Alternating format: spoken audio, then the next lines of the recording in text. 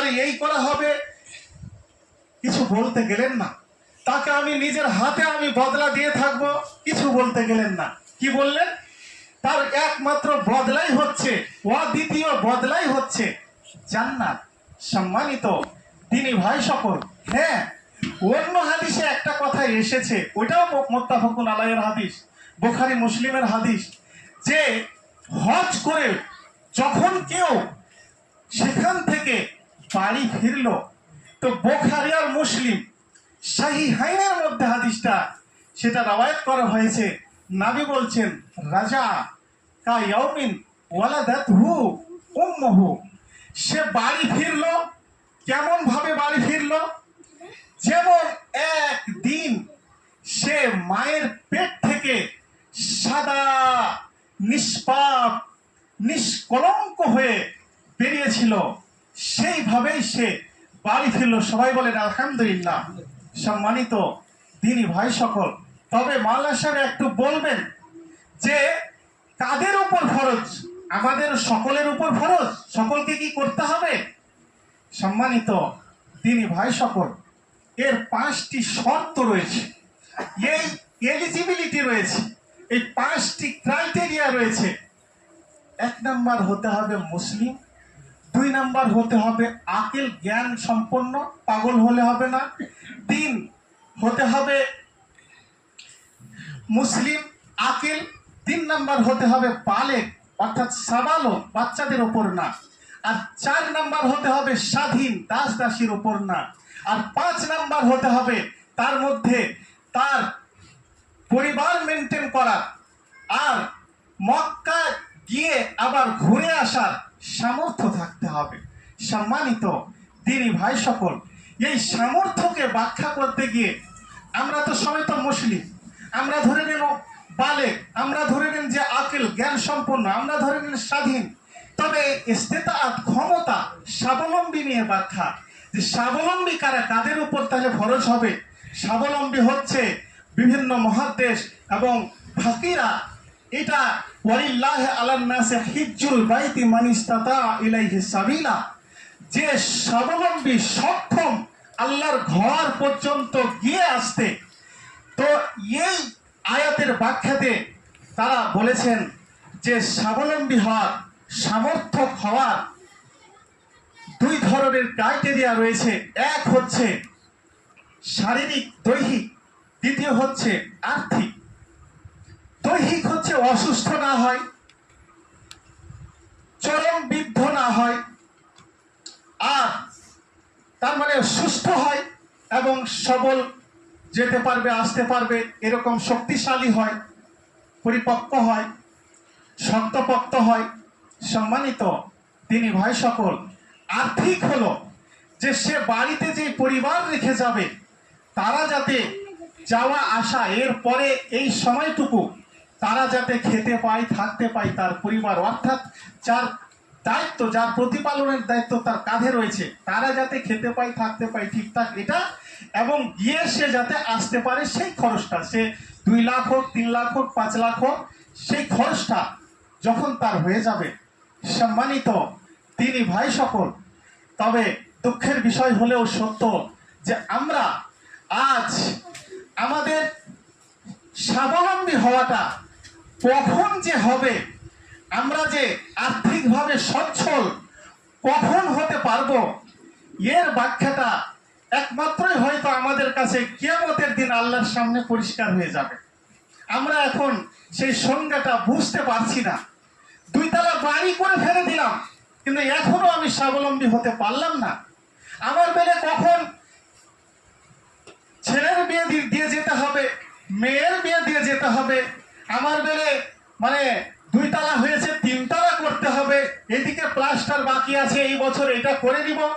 সম্মানিত দিনী ভাই সকল, বড় বড় বিজ্ঞানীরা বলেছেন যে কাউরি উপর যদি কেউ যদি স্বাবলম্বী হয়ে যায়, যেই ক্রাইটেরিয়াটা আমি বললাম, তারপরে যদি সে লেট করে, তবে সে গুনাহগার হবে। তার উচিত হবে আল্লাহর কাছে ক্ষমা চেয়ে সঙ্গে সঙ্গে সেটা আদায় করে নেওয়া। সম্মানিত দিনী ভাই সকল, আচ্ছা একটা কথা বলবেন, আপনি তো এইটুকু বুঝালেন, ঠিক আছে আমরা বুঝলাম, তবে একটা কথা বলবেন, আমার ওপর হজ খরচ হয়ে গেছিল কিন্তু কোনোভাবে সেই হজটা আদায় করতে পারিনি। তবে আমার এখন বয়সও হয়ে গিয়েছে, এখন আমি কি করবো একটু বলবেন না? সম্মানিত দিনী ভাই সকল, এই হজ আমার ওপর যদি ফরজ হয়ে থাকে, ফরজ হয়ে গিয়েছিল, আমি হয় গুরুত্ব দিইনি বা বুঝতে পারিনি, আমার বয়স হয়ে গিয়েছে, অথবা আমি গুরুত্ব দিয়েছিলাম কিন্তু আমি পালন করিনি, এখন আর আমি পালন করতে পারছি না, সেই কোনো শারীরিক অসুখগ্রস্ত হয়ে গিয়েছি, অথবা আর আমি কোনো বাহনে আরোহণ করতে সক্ষম নয়, অক্ষম হয়ে পড়েছি, বা আমার পা ভেঙেছে, ট্যাং ভেঙেছে, ইত্যাদি ইত্যাদি, আমি যেতে পারছি না, কি করা যাবে? বিশ্বনবী জনাবে মুহাম্মদুর রাসূলুল্লাহ সাল্লাল্লাহু আলাইহি ওয়াসাল্লাম বলছেন যে সেই ব্যক্তিকে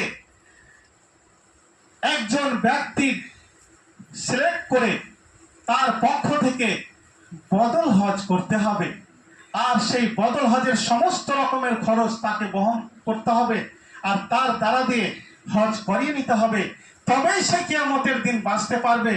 সম্মানিত দিনী ভাই সকল, আজ আমরা হজ আমি করতে পারিনি, আমার বয়স কেটে গেছে, বৃদ্ধ হয়ে গেছে, সে বুঝার অভাবই হোক বা তখন আমি গুরুত্ব না দেওয়ারই অভাবে হোক, সতর্ক হয়ে যাবেন, আপনারা বদল হজ অন্তত পক্ষে সেটা আদায় করে দিবেন। তবে পাঠাতে হবে এমন ব্যক্তিকে, যেই ব্যক্তি একবার অন্তত পক্ষে হজ করেছে, তার হজটা পালন করেছে, তার খরচটা আদায় করেছে, এই হেন ব্যক্তিকে আপনি সিলেক্ট করবেন। সম্মানিত দিনী ভাই সকল, তবে একটু অনুগ্রহ করে হজের যে প্রক্রিয়া, পারফরমেন্স কিভাবে আমরা করবো একটু বলবেন। সম্মানিত দিনী ভাই সকল, আল্লাহর সব থেকে আকাশের নিচে জমিনের উপরে মাহবুব তারিন ঘর, প্রিয় ঘর কাবা, এই কাবার কাছে গিয়ে নির্দিষ্ট স্থানে, নির্দিষ্ট সময়ে, নির্দিষ্ট কর্ম সম্পাদন করার নামই হচ্ছে হজ। নির্দিষ্ট সময় তো আমি বললাম সেই 3 মাসের মধ্যে 3 মাস, তবে যুলহিজ্জা মাসের 10 দিন, আর নির্দিষ্ট জায়গা হচ্ছে সেই কাবা এবং সেই হারাম শরীফ, চারদিকে যেখানে মিকাত নির্ধারণ করা হয়েছে তার মধ্যে। সম্মানিত দিনী ভাই সকল, এবং নির্দিষ্ট কার্যাবলী, অর্থাৎ বাইতুল্লাহ তাওয়াফ করা, তার মাহবুব ঘরের তাওয়াফ করা, আর সেই সাফা মারওয়া সাই করা, আর ওকুফে আরফা করা, মুজদালিফায় অবস্থান করা, ইত্যাদি ইত্যাদি।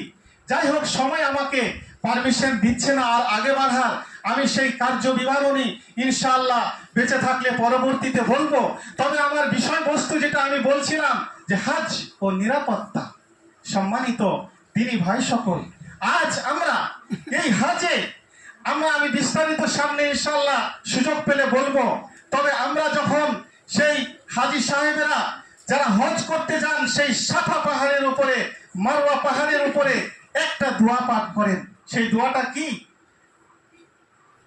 লা ইলাহা ইল্লাল্লাহ আনজাজা ওয়াদা নাসারা আবদা ওয়া হাজিমাল আহজাবা ওয়াহদা।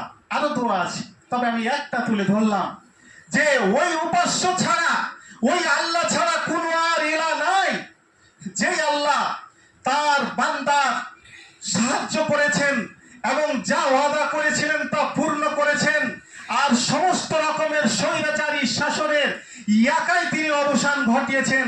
সম্মানিত দিনী ভাই সকল, ইয়াকাই সেই ওই উহুদের যুদ্ধে তাদের পরাস্ত করেছেন, ইয়াকাই সেই তিনি বদরের যুদ্ধে বিরোধী সৈন্যকে পরাজিত করেছেন, ইয়াকাই সেই জঙ্গে আহজাবে মুসলিমদের জয় জয় করে সেই মুদি শাহ সেই সৈন্যবাহিনীকে পরাজিত করেছেন। সম্মানিত দিনী ভাই সকল, আজ আমরা সেই আল্লাহ আমাদের রয়েছেন, সেই আল্লাহর একত্ববাদ আমরা সেই সেই হাজি যারা যায় তার একত্ববাদকে সেখানে সেই পাহাড়ের উপরে, সাফার উপরে, মারওয়ার উপরে তুলে ধরেন, আর সেই একত্ববাদের ধ্বনি দিয়ে আকাশ জমিনকে মুখরিত করে দেন। আর আল্লাহ এই হেন ব্যক্তিদের নিরাপত্তার দায়িত্ব নিয়ে নিয়েছেন। কিন্তু দুঃখের বিষয় হলেও আজ এটা চরম সত্য, আজ আমরা মুসলিম হয়ে আর সেই কাবার মালিক হয়েও আজ আমরা এমন দুর্দিনে মানে দুর্দিনে ভুগতেছি, এমন আজ শোচনীয় অবস্থায় ভুগতেছি যা আর বলার অপেক্ষা রাখে না, এবং যার উপরে আর শোচনীয়তা থাকে না। সম্মানিত দিনী ভাই সকল, ইনশাআল্লাহ এই আল্লাহর এই রব যাকে আমরা মালিক মেনে, যার একত্ববাদকে আমরা স্বীকার করে, সেই হাজী সাহেবেরা সারা বিশ্ব থেকে গিয়ে তার একত্ববাদের ধ্বনি দিয়ে আকাশ জমিন মুখরিত করবেন আর করছেন। সকলের দায়িত্ব তিনি নিয়ে নিয়েছেন, সকলের নিরাপত্তার দায়িত্ব নিয়েছেন, সকলের রহন সাহানের দায়িত্ব তিনি নিয়ে নিয়েছেন। কোনো স্বৈরাচারী শক্তি তাদের দিকে আঙ্গুল উঠাতে পারবে না। এটাই আল্লাহ পাক তিনি সূরা রুমের মধ্যে ঘোষণা করে দিয়েছেন, ওয়া কানা হাক্কান আলাইনা নাসরুল মুমিনিন। এই হেন মুমিনদের সাহায্য করাটাই হচ্ছে আমার দায়িত্ব। আমি এটাকে দায়িত্ব আকারে নিয়ে নিয়েছি। সারা বিশ্বের কোনো ব্যক্তি আমাকে দায়িত্ব দিতে পারে না, তার ক্ষমতা নাই, কিন্তু এটা আমি আল্লাহ বান্দার উপর রহম করে নিজেই দায়িত্বটা নিয়ে নিয়েছি। বলেন আলহামদুলিল্লাহ। তবে আজ আমাদের এই শোচনীয় অবস্থা কেন? এই শোচনীয় অবস্থার দায়ভার কে নিবে? আল্লাহ তো ওমান আসদাকু মিনাল্লাহি কিলা, আল্লাহ থেকে সত্যবাদী কে আছেন? সূরা নিসা। কেউ আছে? আর নাই। তারপরে আল্লাহর দায়িত্ব নেওয়ার পর তারপরে আমাদের এই শোচনীয় অবস্থা কেন? আজ আমাদের সরকার বলে যে তোমরাকে এই সার্টিফিকেট গুলো দিতে হবে। সেই সার্টিফিকেট অফিসে যে আমরা উঠাবো, সেই অফিসে সার্টিফিকেট দেওয়ার সেই টেবিলটাকে বন্ধ করে দেওয়া হলো। আজ বলা হলো তোমরাকে ওখানে দরখাস্ত করতে হবে, ওই যেইখানে দরখাস্ত করব সেখানে কোনো টেবিল সাজানোই হয়নি। সম্মানিত মুসাল্লিবৃন্দ, এর থেকে আর বড় অত্যাচার, এর থেকে আর বড় জুলুম কিছু হতে পারে? আল্লাহ বলে দিয়েছেন, ফালিয়াহদারিল্লাযীনা ইউখালিফুনা আন আমরিহি আন তুসিবাহুম ফিতনাতুন আও ইউসিবাহুম আযাবুন আলীম। সম্মানিত দিনী ভাই সকল, সবাই সতর্ক হয়ে যাও। যারা তার আল্লাহর রবের তোমাদের রবের বা কোনো বান্দা যদি যারা তার রবের বিরুদ্ধাচারণ করে, তার বিধানকে লঙ্ঘন করে, তারা সতর্ক হয়ে যাক। সূরা আনফাল, যে তাদের কাছে তাদের উপরে কখন যে আযাব এসে হাজির হবে বা তাদের উপরে আছড়ে পড়বে তারা বুঝতেই পারবে না। সম্মানিত দিনী ভাই সকল, তাই আমি এই হজকে নিয়ে দু চার কথা বলার চেষ্টা করলাম, এবং সব থেকে বিশ্বের নিরাপদ জায়গা যাকে জাআলাল্লাহুল কাবাতাল বাইতাল হারাম, যাকে আল্লাহ বলেছেন সব থেকে নিরাপদ